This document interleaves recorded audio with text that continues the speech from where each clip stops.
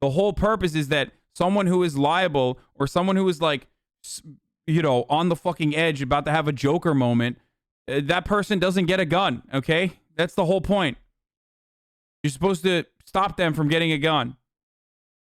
It works decently well with driver's licenses.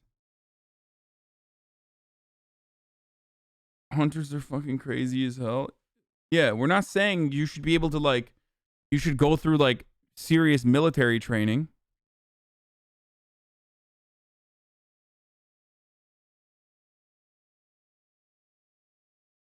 A lot of that training should revolve around safety and proper gun care, too, because that's a huge problem.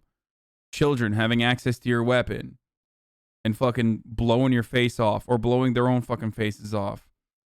Anyway. Okay. Great job. Chris is looking for that balance. And is that doable? Is that balance doable right now? I sure think it is doable that we can find common guns. You have to understand, law-abiding gun owners aren't going to loan their guns or sell their guns to strangers. But we have so many loopholes in the system. Can't we just fix what's broken? That's what a lot of people are asking. Well, that we do, but then we get a bill that has everything but that. It has that and a lot more. And you just, they just can't take the common sense approach to fixing the things that are broken and then move from there. Before I let you go, Sure. You crossed party lines this week. You endorsed Republican Senator Lisa Murkowski. I know she's your friend, but you disagree on a whole lot of things, from the GOP tax cut bill to the individual mandate, which you voted to repeal, Amy Coney Barrett.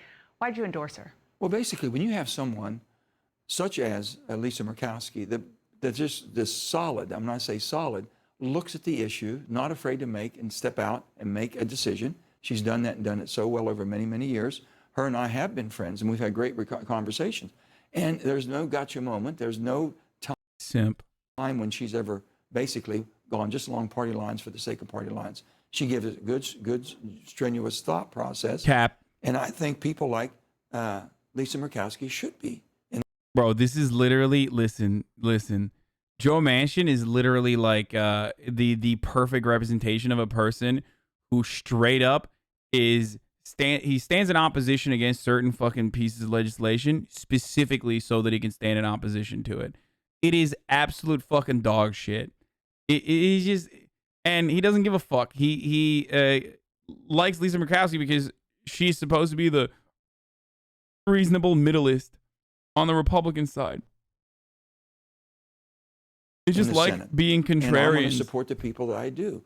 I don't look at the party line saying that's... Wouldn't that just make it so that only rich people have guns? Kind of like a poll tax? Okay.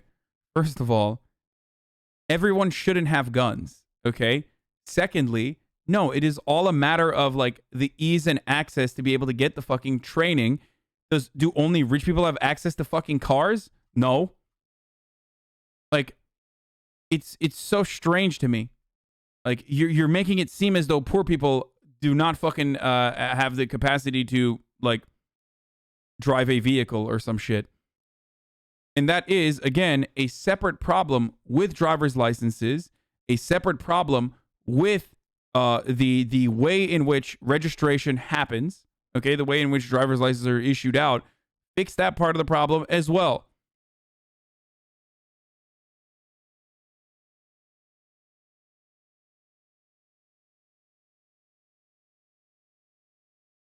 You should be given training with the purchase and background check of a weapon. This making it so that nobody's buying weapons without fucking training. Exactly.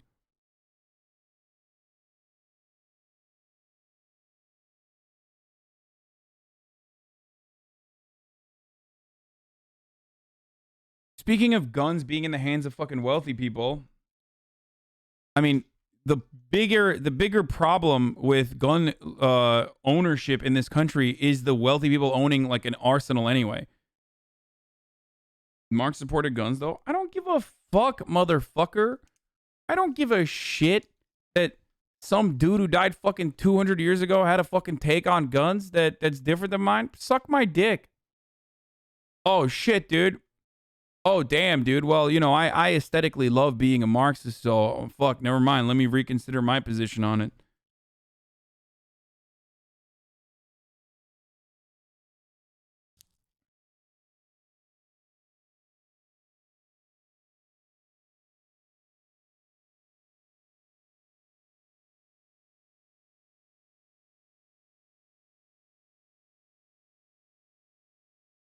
the same chatters that are like, oh, I don't understand how Americans like proselytize and fucking lose their minds over a bunch of dead founders will then literally turn around and be like, well, Karl Marx said this. Oh, okay. All right, then. Give everyone an AR-15 at birth then, dude. He said the proletariat should not be, should always be well-armed or whatever the fuck. I forget the quote. It's a barrier for me. Party line, the country is what my concern is, and having the best people to make decisions. There's so much we can do together. You can't throw out.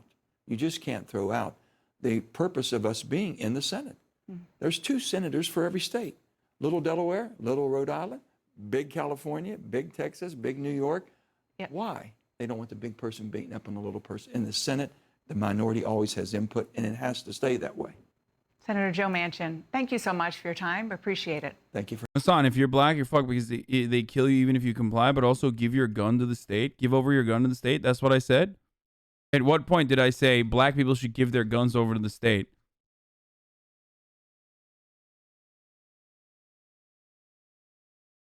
My take on this issue, and this is really fucking annoying, is that I am not a law abolitionist, okay? All laws under a racist criminal justice system or under a country that was founded on some fairly fucking white supremacist principles are going to always have an opportunity to be utilized disproportionately against black and brown people. But that should not stop you from fucking engaging in common sense legislation and writing fucking laws that make sense. What I find really stupid, is that people make these weird ass fucking weird ass counters like, oh, well, this is going to be disproportionately used against black people. Okay, never mind then. Fuck it then. We should literally not do laws on murder because people say, people utilize and falsely imprison black people for murders, for suspicion of murder.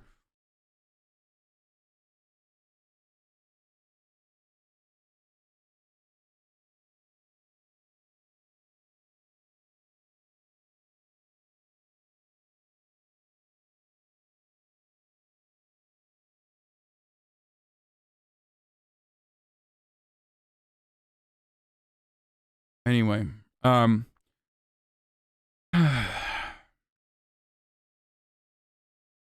will be true with voter ID laws. What do I always say about voter ID laws? What do I always say about voter ID laws?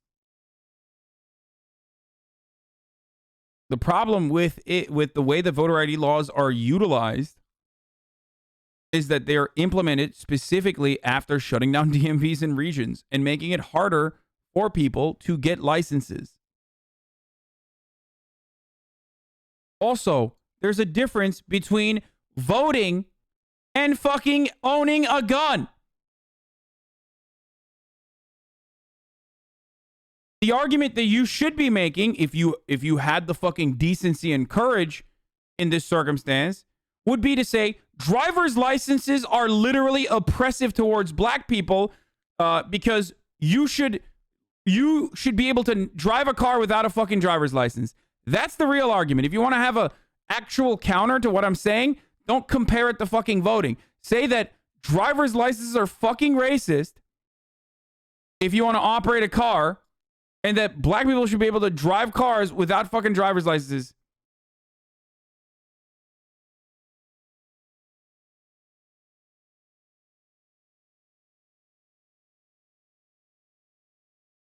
Go ahead.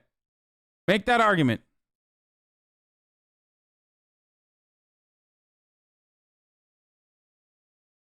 Hassan be like, you got to frame the argument the way I want it. Well, because one argument doesn't make sense. The other one is literally that argument. Do you believe that? Or no, of course I don't fucking believe that. It's idiotic.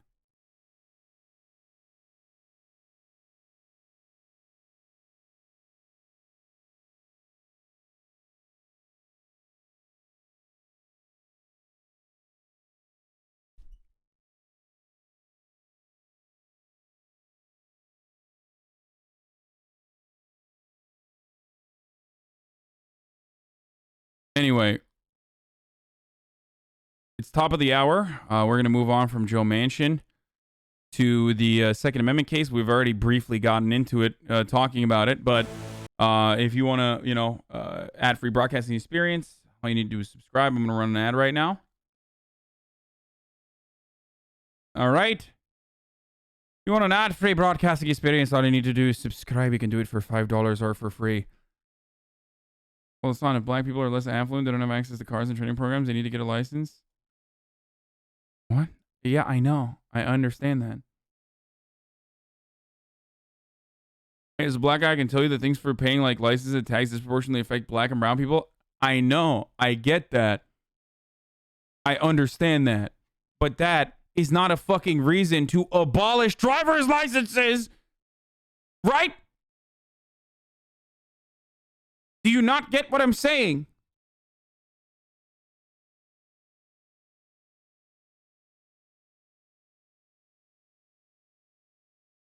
No, I know. I know that driver's licenses or being able to get a driver's license is disproportionately something that fucking impacts poorer communities, specifically black and brown communities.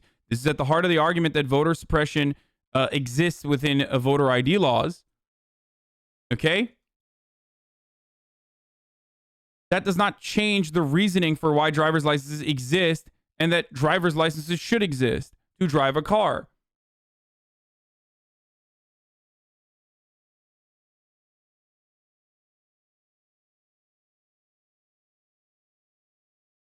That's a problem. That's a separate problem. Making it easier to acquire a driver's license should be the key here. Okay? Wait, are you making pro-voter ID law arguments? No, you are failing to recognize what I'm saying. There is already a system in place to check if you are a fucking legitimate voter. It's also a pretty solid system because not a lot of fucking voter fraud happens, okay? There has never been voter fraud at a level that would ever move the needle. There is no evidence to suggest that this has ever happened. Numerous studies have been conducted on this, so it's not even a fucking real issue. So adding a separate hurdle for people that want to vote is fucking silly. Adding a separate hurdle for people that want to get a gun is not, because firing a weapon is a little bit different than going out and voting. Do you understand what I'm saying here? Do you get where I'm coming from? Firing a weapon, I forgot to run the fucking ad, dude. Holy shit. Firing a weapon is different than going out and voting. Okay?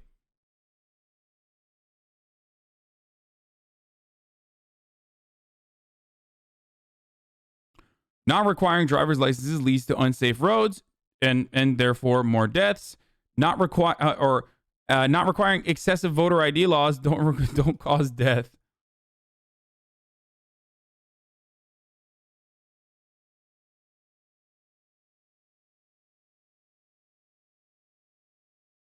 Okay?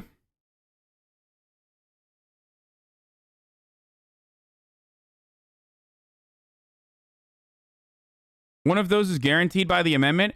I will wipe my ass with the Constitution after I shit on your mother's chest, okay? You dumb fuck. One of them is required by the Constitution. This fucking constitutional argument is so fucking brain dead, dude. Okay? Fuck the Constitution and motherfuck the founding fathers, okay? That is my point of view on this issue. Shut the fuck up, dumbass. The Constitution. There's big news coming from the Supreme Court today, announcing this morning it will take up a major Second Amendment case. The first time in more than a decade the High Court will rule on the right to bear arms. At a time when the country is very clearly struggling and grappling with an epidemic of gun violence from coast to coast, this could be huge. CNN's Jessica Schneider is joining me right now with more on this. Jessica, what case are they taking up? What are they looking at?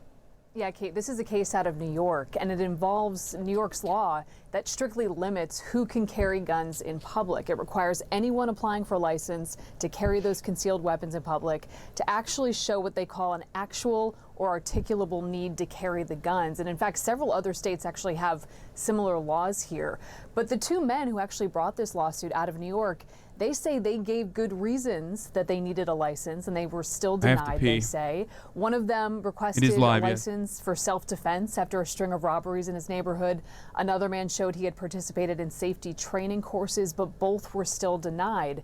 Now, the lower court here upheld New York's strict stance on issuing these licenses, but when this case comes before the Supreme Court, it could meet a different fate here because of the court's 6-3 conservative majority and the fact that the justices, several of them, have been quite outspoken in recent years about the Second Amendment. It was Justice Clarence Thomas recently who said that he believed the court now considered the Second Amendment, Kate, a disfavored right. We saw Justice Brett Kavanaugh say recently that the court should take up the issue soon after the court rejected a bunch of Second Amendment cases in the past year or so. And of course, all eyes will be on the newest justice, Amy Coney Barrett. She wrote an extensive opinion when she was on the Seventh Circuit that seemed to favor this expansive view of the Second Amendment. So the last big decision we saw from the court was 2008, and that was where the late Justice Antonin Scalia, he wrote for the majority, and it established this individual right to keep guns at home for self-defense. That was in the home capacity, this case dealing in the public. But even then, Kate, Justice Scalia said that the Second Amendment right is not limited, and this court will, he said that the Second Amendment right is not unlimited, and this case will look at whether states can stop these law-abiding citizens from carrying guns outside the home for self-defense. So it will be a big case, especially as you mentioned, Kate, the fact that gun rights, it's now at the forefront of the public discussion. We could see Congress take some action on this. So it will be a lot to watch as this really newly configured court that is now solidly 6-3 will take up the Second Amendment decision. The first time really in more than a decade. Kate? Yeah, Jessica, thank you so much for laying it out. I spoke to Bill Gates this week. I asked him to explain what ACT-A does and what it has achieved. Okay, we're gonna get to. I didn't understand the problem with voter ID laws initially, but knowing how hard it is to get in the U.S. explained it. In Nordic countries, you can get them very easily. They do cost, but here, at least, if you can't afford it, the state will pay for you. You need voter ID, but getting it is easy as fuck. Oh, absolutely. Europeans never understand the voter ID conversation because they're like, what the fuck? Like, watch this maybe off stream? No.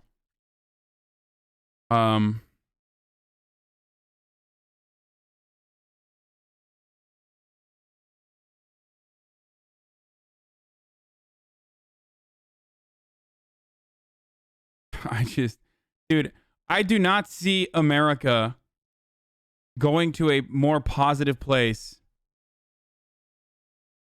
with an expansion of freedoms in the area of being able to get concealed carry permits.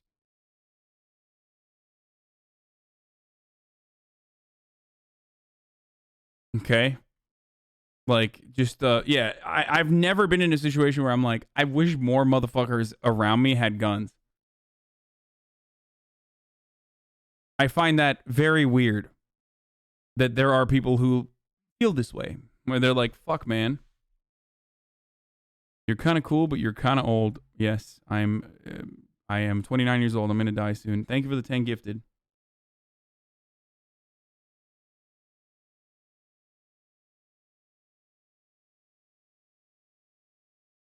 Anyway.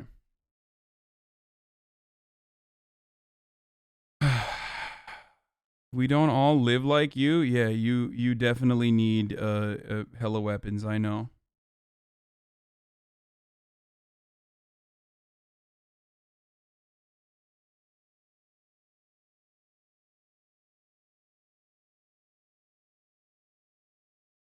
Texas got +2 seats. Colorado, Florida, Montana, North Carolina, Oregon +1. Oregon got +1 seat. California, Illinois, Michigan, New York, Ohio, Pennsylvania, and West Virginia lost seats. Yeah, the new census numbers are. Do you fear turning 30? Not really.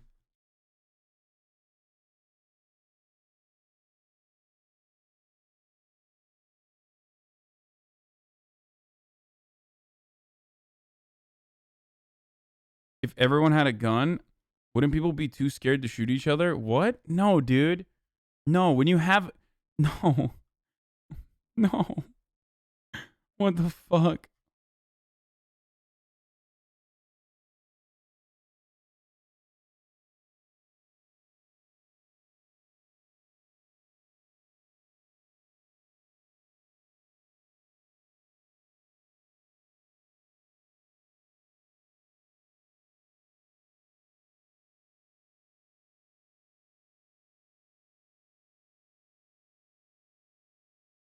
Will you get a CC, a concealed carry permit, if the Supreme Court strikes down the Cali laws?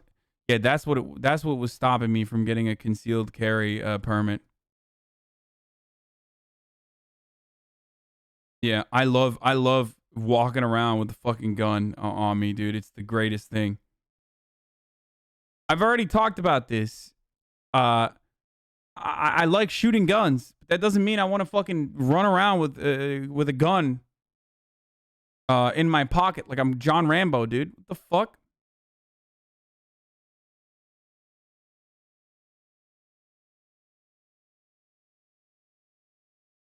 Very comfortable with my dick size. I don't need like a second dick on me at all times to feel more manly and better about myself.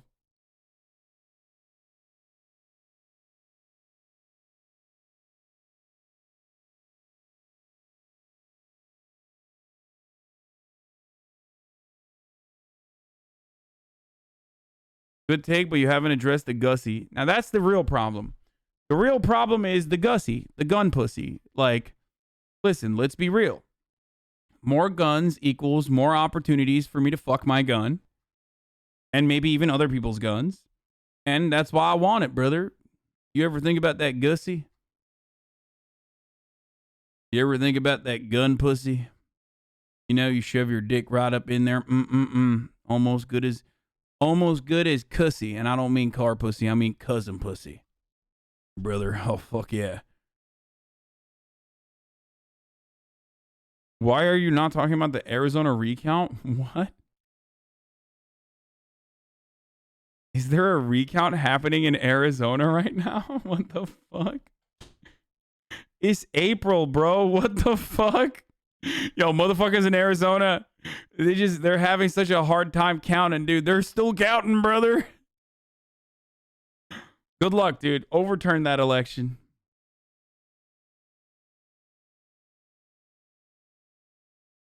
I hope they overturn it, brother.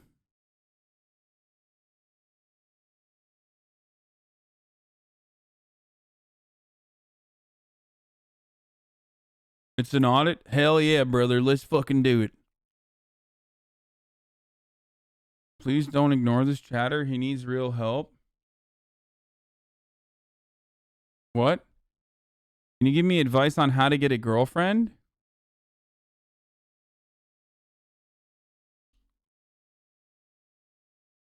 How do you snipe that, dude? You got fucking laser beams. Guys, take it easy on Arizona, okay? They just learned how to count in the state. I'm just saying. Republicans literally just learned how to count. So, you're out here being quite ableist and quite elitist and quite classist. Yeah, with your fucking libtard counting.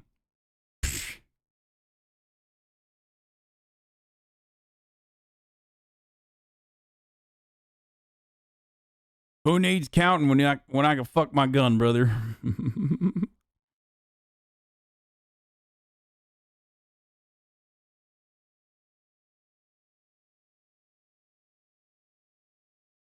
Anyway.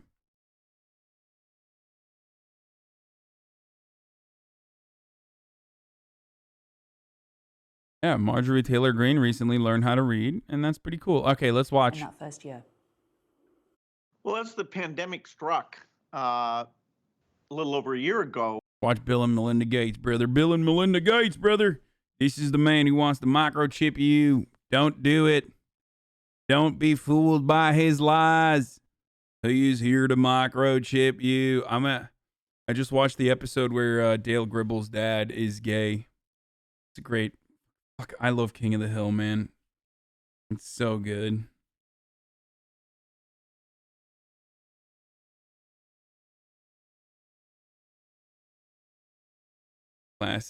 Classic episode. My hair is so dog shit currently, boys. Texas slice of life anime, King of the Hill. He's a secret agent. He was a secret agent. Attention, homosexuals at the gay rodeo. Bug Gribble is a secret agent.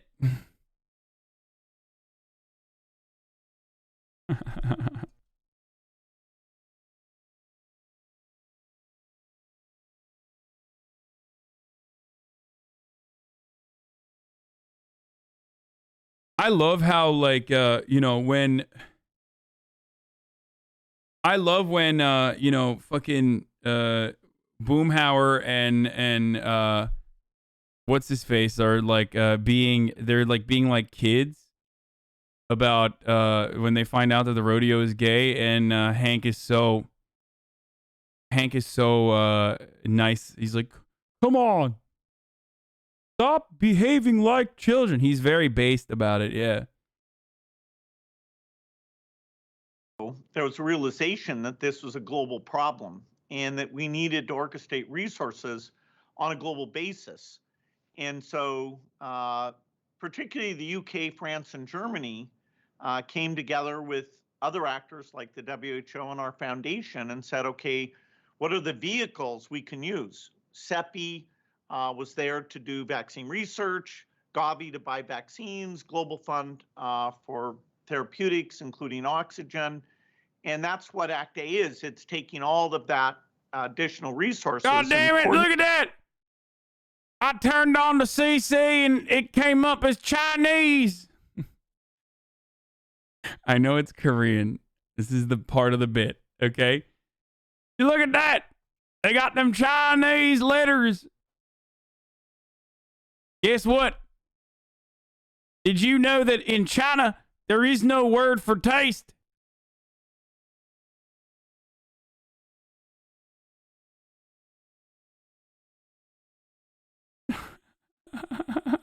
Why is it like fucking automatically auto-generated to Korean? I don't understand.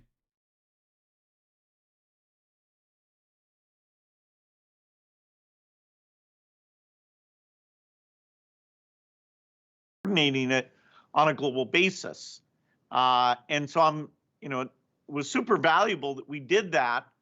Of course, because we didn't prepare for this pandemic nearly like we should have, we've been learning as we've been going. But I'd say the good news is that partly because of the ACT-A efforts, partly because of U.S. R&D money, we have the vaccines, and we can see the end will come for this pandemic. What would you say the big success has been in the 12 months? Well, the therapeutic area has scientifically not yielded as much as we would have liked. There was a trial in the UK, the FAIR trial that we helped fund, that came up with dexamethasone early on as a late-stage treatment. And fairly quickly, people realized that having oxygen was important. But we haven't had any dramatic therapeutics, unfortunately. The vaccine space is been amazing. Not only did we get them very rapidly. My favorite thing is when wealthy motherfuckers have like a Zoom room. You know what I mean? Like where they just have a room in their house in one of their many mansions where like it's very clearly designed to make it look like a normal upper middle class to like rich person's apartment.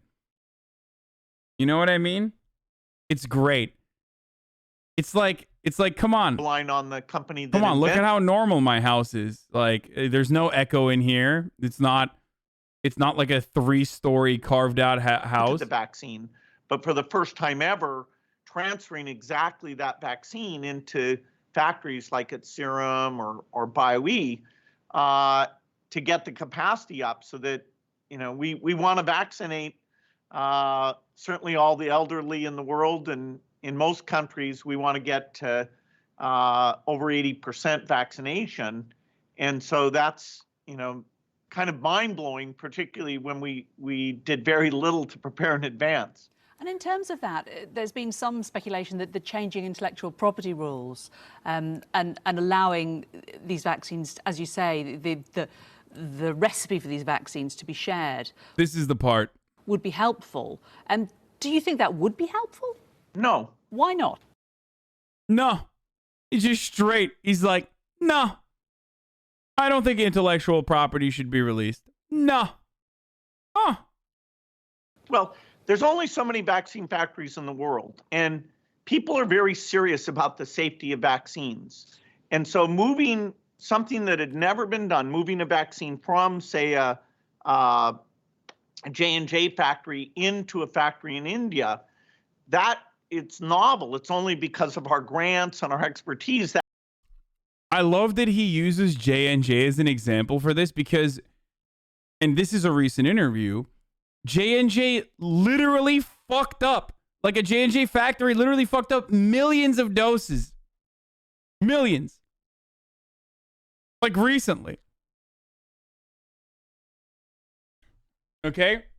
So what he's trying to say here is that there needs to be a process that's like up to standard, right? We can't be having like random fucking factories start distributing vaccines, because that could be really damaging. It could create vaccine hesitancy. It could not be up to standard, all this other shit. Or the factories could not be up to standard. Okay, then you mitigate that by making sure that factories are up to standard. That has nothing to do with limiting the intellectual property. I'm just saying, like, and it's clearly something that we have the capability of doing, considering the fact that there are factories in India that are capable of producing the same kind of standard medication and vaccines that American factories or Western factories can. I mean, most of the fucking factories are in, like, you don't have this argument for cars and shit. But ultimately, it has nothing to do with the IP in and of itself. that can happen at all. The thing that's holding things back in this case is not intellectual property. There's not like some idle vaccine factory with regulatory approval that makes magically safe vaccines. You've got to do the trials on these things, and every manufacturing process has to be looked at in a very careful way. Okay, then do that.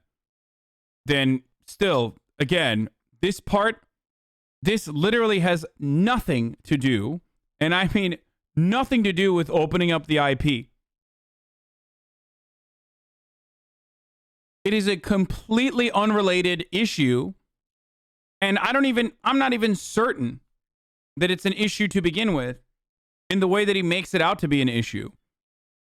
Like, this would only be a legitimate issue if there was zero fucking factories in India, for example, or there were not enough factories in India that could produce vaccines that are up to standard, or the factory conditions are up to standard with the rest of the world.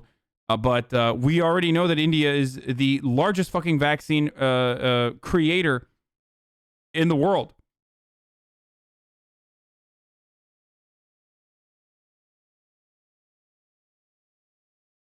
That takes time. You can't just hand out the IP for anyone to homebrew.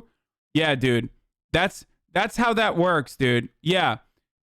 Because I'm going to homebrew my fucking vaccine and get it to mass distribution and so many fucking people, dude. You're right. That's how that was going to work. You were gonna homebrew the vaccine if the IP is no longer protected. Motherfuckers are gonna start making bathtub vaccines, and they're gonna start giving it to their relatives, right? That's what you're saying, right? Yeah, I made a bathtub Moderna, brother. I made prison wine, and now I'm making bathtub Moderna, brother. Hey.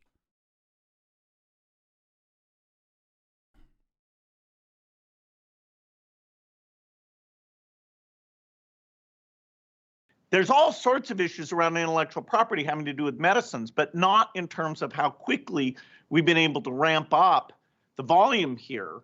I remember how shocked people were when we said we were going to do second sources in these developing country factories. That was a novel thing, and we got all the rights from the vaccine companies. They didn't hold it back. They were participating. I do a regular phone call with the pharmaceutical CEOs to make sure that.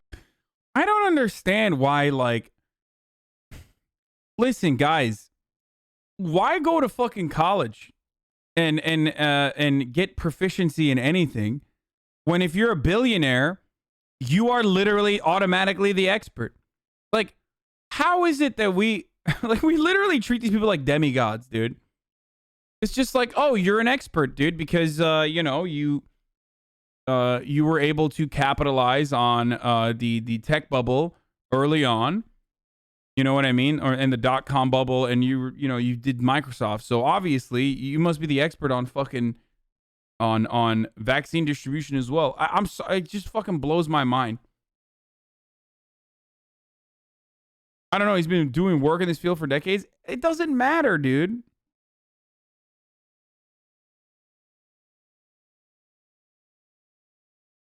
And it's not like he's doing the work. He has experts that are doing the work for him, and he's working off of their judgments.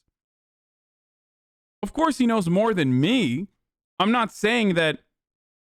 Of course, he knows more than I do. I'm not even saying that.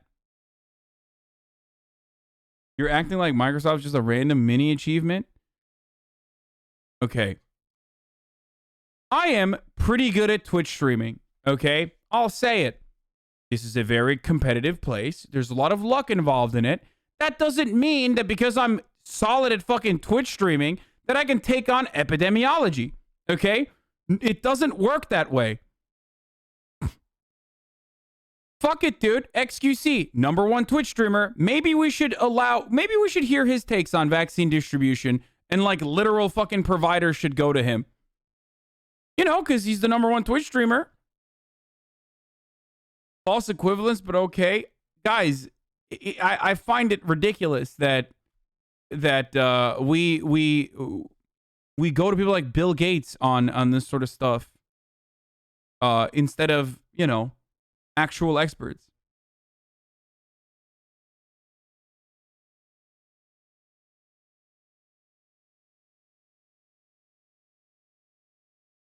He actually has a good take. I understand that there might be issues with vaccines being developed or vaccines being manufactured or different different parts of the vaccine being manufactured in substandard conditions, and how complications might arise as a consequence of that. That is entirely separate. That is entirely separate from allowing IP, especially for something like this, to be distributed freely.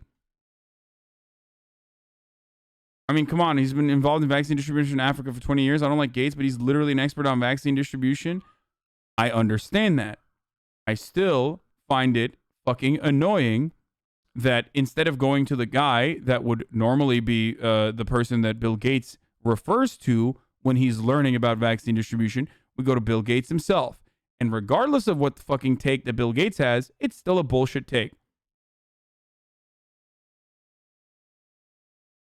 And I believe or suspect the real reason why he's having this take, and the reason why he said he told AstraZeneca originally, or rather, I think Oxford originally, that they should not donate the rights to their COVID vaccine, or that they should not distribute their COVID vaccine freely to everyone.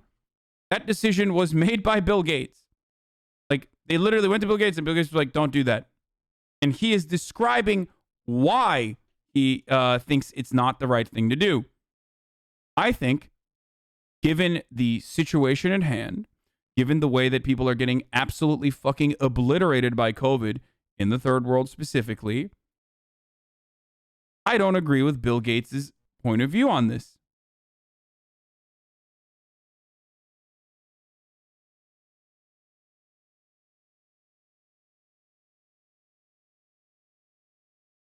Seems like you hate him just because he's rich. If he has decades of studying in this field, I would consider him decently reputable. I do not hate him just because he's rich. I am upset at him for this take because I don't agree with it. And the reason why I don't agree with this take is because it has a tremendous amount of fucking casualties associated with it. His point of view on, whether he would like vote for Trump if Bernie or Warren won. I don't even think that was him, by the way. You're mistaking Bill Gates for another billionaire. Does not change my point of view on this. Okay, it doesn't matter if he was like a big Bernie bro. I'd still have the same fucking take here.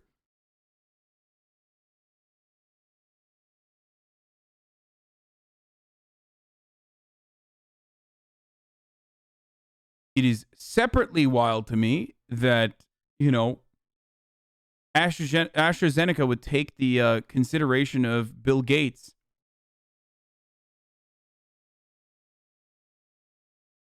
and stop themselves from distributing this IP when experts on this subject have talked about IP being a massive bottleneck in this circumstance. The only reason to hide the intellectual property in this situation is for profits.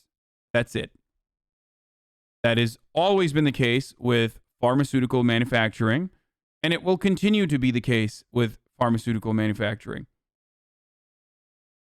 That's why there is constantly a battle between releasing IP or releasing patents and generic distribution of the same brand medication. Okay?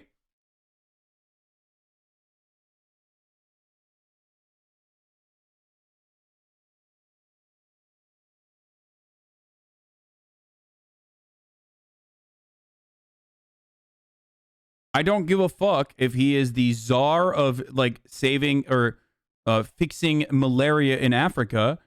Ultimately, using that incredible work that he's done there as a reason for why he should be the fucking main guy that tells you no, don't distribute patents is psychotic.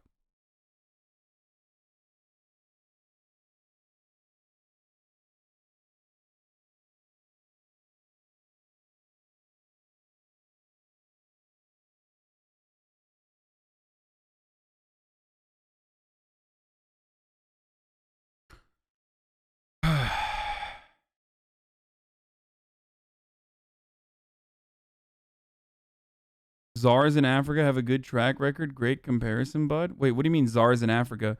I'm saying he's the public health czar as a consequence of his foundation's work in Africa.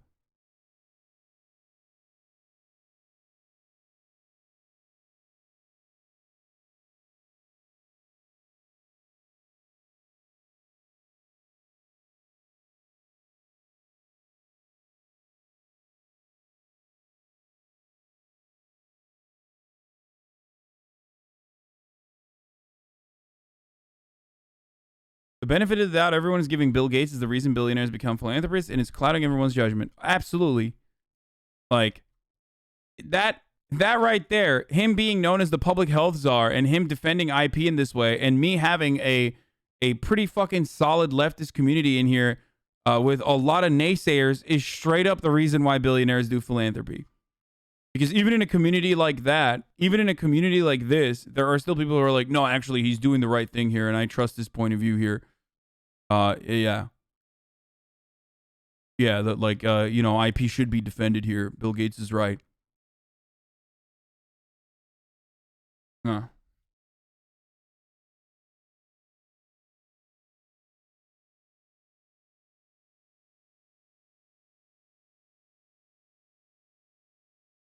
On February 11, 2020, public health and infectious disease experts gathered by the hundreds of the WHO document, COVID research. They were talking about distributing the patents. He launched a bold bid to manage the world's scientific response to the pandemic. He had a COVID-19 Act accelerator.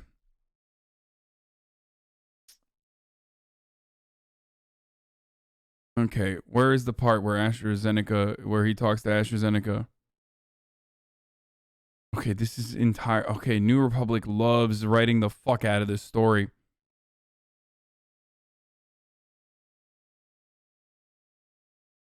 Fewer than 600 million vaccine doses have been administered around the world.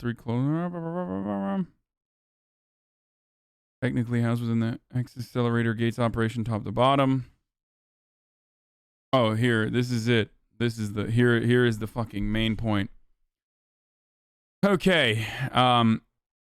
And subject to transparency, equitable access. Crucially, the companies retain exclusive rights to their intellectual property. If they stray away from the Gates Foundation line on exclusive rights, they're quickly brought to heel. When the director of Oxford's Jenner Institute had funny ideas about placing the rights to its COVAX-supported vaccine candidate in the public domain, okay, so this was a big deal when it first came out. Gates intervened and said, as was reported by Kaiser Health News, a few weeks later, Oxford, urged on by the Bill and Melinda Gates Foundation, reversed course and signed an exclusive vaccine deal with AstraZeneca that gave the pharmaceutical giant sole rights and no guarantee of low prices. Publicly funded research that publicly and still privately funded research that created this vaccine was supposed to be released as public domain so that people who have the capacity or places that have the capacity to create this vaccine and distribute it could do so. And Bill Gates literally stepped in and said, no, don't do that. Give it to AstraZeneca. And motherfuckers are still defending his take here.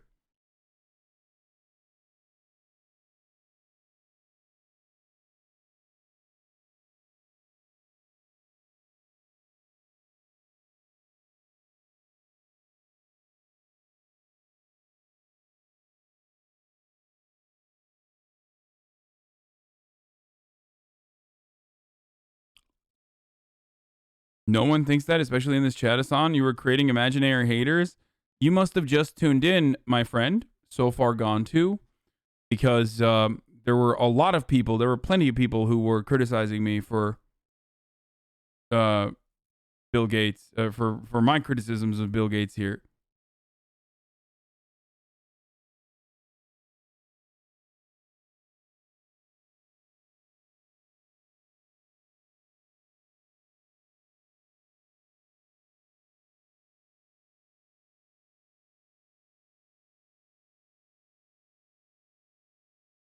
Okay.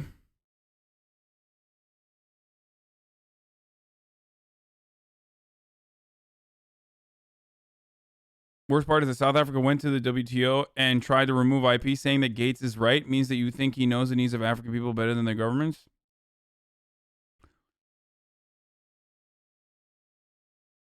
Yeah, AstraZeneca fucked up with their data reporting, and that's why the FDA hasn't approved it. Sorry, I'm not a politic frog. I understand now. Says quote of XUC in jail. No worries.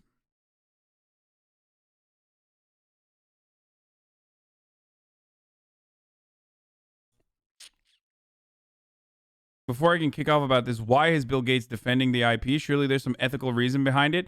No, the real reason behind it is because if you start opening up patents in times of need, that sets a very dangerous precedent that will hurt in the eyes of a lot of investors and in the eyes of a lot of very wealthy people. That will hurt their bottom line in the future, especially with climate change becoming a significant problem. Hey, sorry, it's time of need. We are going to release your patent and everyone will be able to make it, therefore rendering you unable to make as much money from your version of the thing that you've created. Okay? That's the real reason. That's why, even though patent release in this circumstance and more vaccines would literally benefit the entire world economy, the entirety of the world economy, if we could have as many vaccines as possible and as many people as possible vaccinated, we could return to normalcy, right? That would mean every company would make more money. You know, tourism industry would come back to life. All these other like commodities would, you know, these fucking brick and mortar retail could even come back to life. There's so many parts of this economy that would make money, and yet you don't see other CEOs crying about vaccine patents being released. Do you want to know why? Because they realize, every fucking rich person realizes that the moment that you say, this is a unique circumstance and therefore we need to release this IP and everyone could be able to make this vaccine That's the moment where all hell breaks loose for them. That's the Pandora's box. They can keep their IP. Social pressure keeps them in check, homie. Just look at Shkreli. Yeah, dude. Social pressure is really working right now.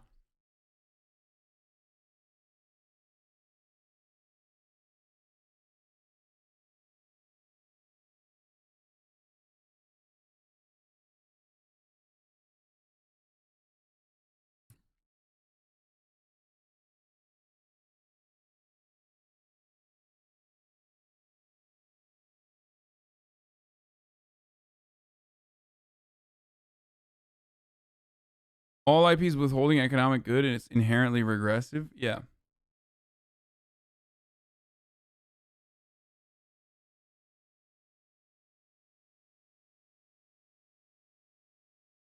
What I learned, uploaded a video about the misinformation in the meat industry with regards to climate change. It brings up some interesting points and facts about how the meat industry is not as horrible as the fossil fuel industry. Yeah, I don't, I'm not going to watch that right now.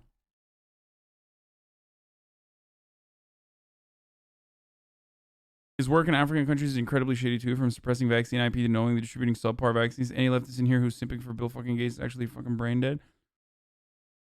Yeah.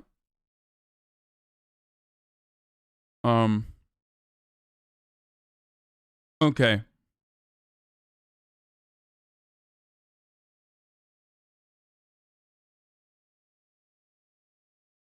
Yeah, I don't want to show those pictures, but if you don't release the patent, you know, you look at what's going on in India now, especially with like new variants popping up left and right, dude. It's terrible.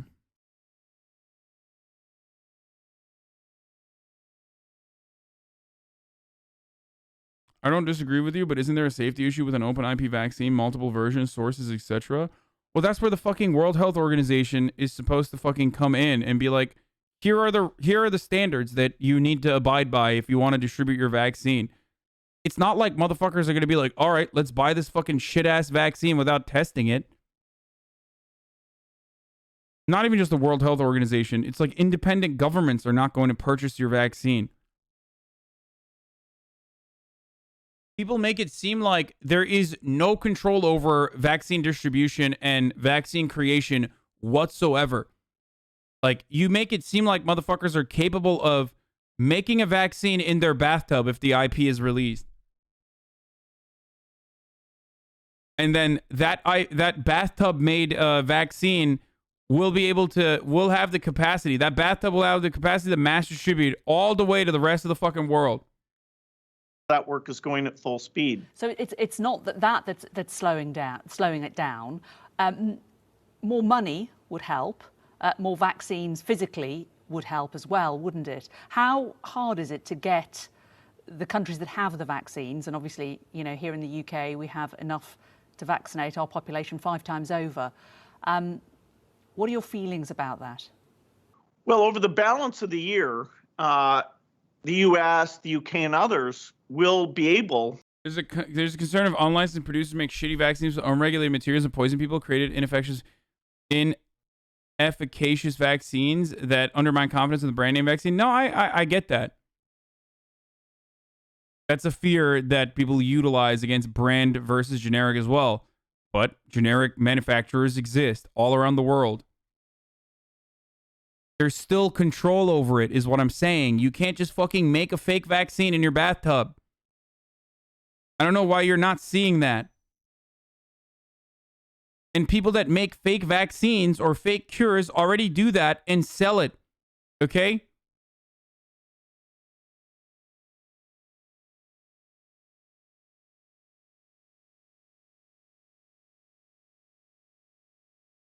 To make sure that the vaccines are now going to the developing countries. Because many of the vaccines worked, although we're looking at, some of the side effects now and making sure we can treat those and that they're very rare, that good news means that we will be able to supply others. I work in pharma manufacturing and research. Every facility has standards of practice in place for private method transfers and scale-up processes, where you have to create several different batches of the product from separate suppliers on separate days to prove your process is repeatable and safe. His reasoning is bullshit. If you wanted to transfer the manufacturing, there's clear global industry standards to do it. I mean, of course his reasoning is bullshit. If that was the case, then there would be no like generic manufacturing of pharmaceuticals. Like what Bill Gates is literally saying is essentially no generic pharmaceutical manufacturing could ever exist because it doesn't hold up to the standards of the brand. That whatever fucking Western pharma company has decided is the standard.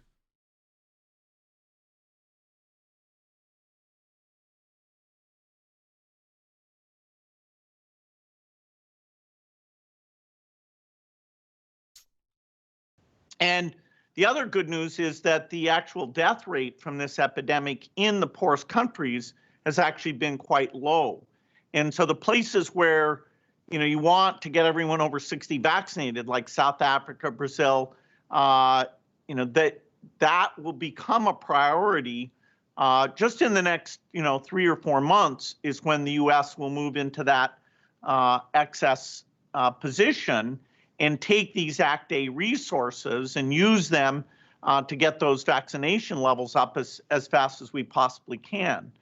You know, it is true that there's been about a 4-month gap. Vaccines are a million times more complicated to produce than ibuprofen. It doesn't matter, dude.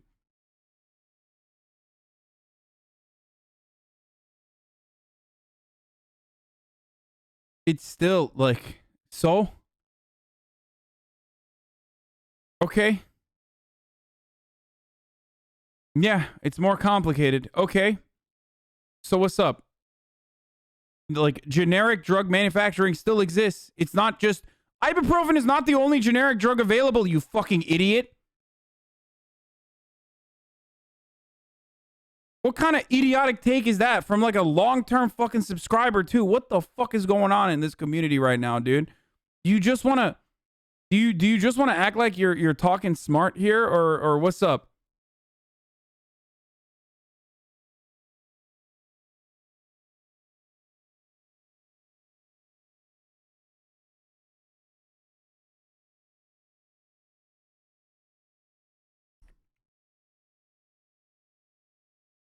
That, depending on what happens with J&J, could be over 6 months. Typically in global health, it takes a decade between when a vaccine comes into the rich world and when it gets to the poor countries. So in this emergency, partly because of the second source agreements, all the cooperation, the government money, where the UK, France, and Germany actually pulled Act A together with some other actors like the WHO and our foundation, that's made a difference. Because yo, I just realized, what if you guys have the fucking Bill Gates vaccine and that's why you're literally defending him, dude? Is that what happened? Is that what happened, boys? Right? Is that why so many fucking like 12... He's like, I'm a 12-month subscriber and I actually am a part of the PSL. But then when you hear Bill Gates, you're like, oh, I must defend him. Is that what's going on? Is this Bill Gates microchip mind control, brother? Is that what's going on? Well, I got Moderna. I didn't get that Pfizer bullshit. You got his nanobots, brother.